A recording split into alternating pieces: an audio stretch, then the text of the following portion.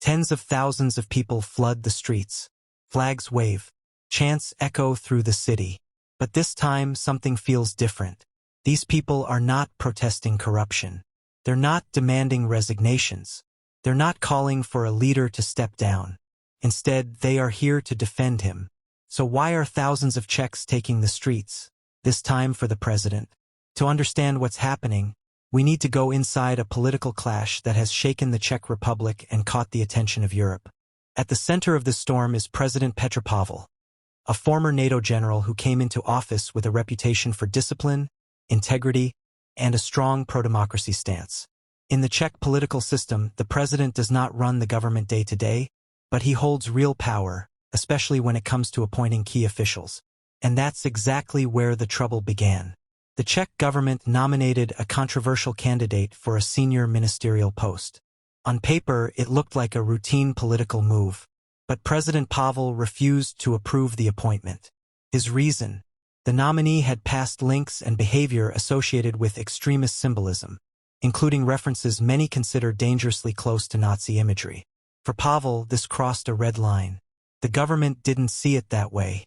Ministers accused the president of overstepping his constitutional role, of blocking democratic processes, and of inserting himself into political decisions that should belong to elected officials.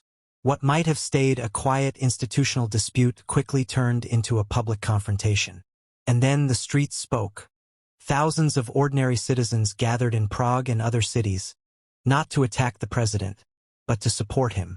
Protesters waved Czech and European Union flags, holding signs about democracy, values, and moral leadership.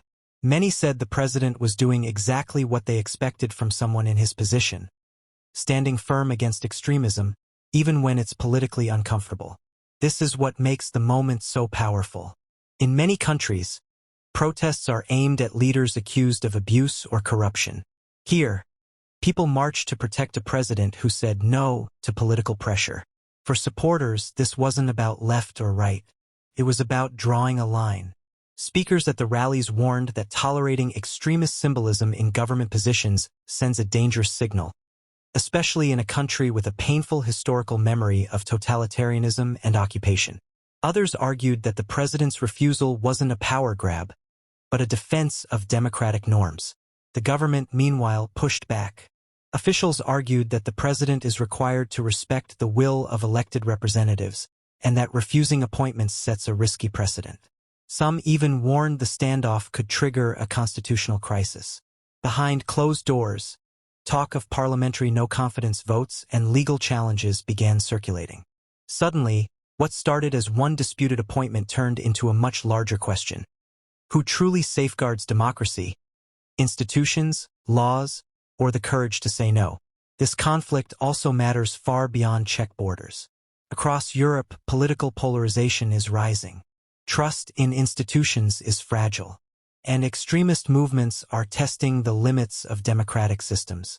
What's happening in the Czech Republic has become a case study in how democracies respond when values collide with political convenience. For many observers, the rallies signal something rare, a public willing to mobilize not out of anger, but out of principle. Supporters say they're not idolizing the president. They're backing the idea that leadership should have moral boundaries, even when the law leaves room for interpretation. As the standoff continues, the future remains uncertain. Will the government push harder? Will courts get involved? Will the president compromise? Or will this deepen the divide between institutions? One thing is already clear. This moment has redefined the relationship between Czech citizens and their head of state.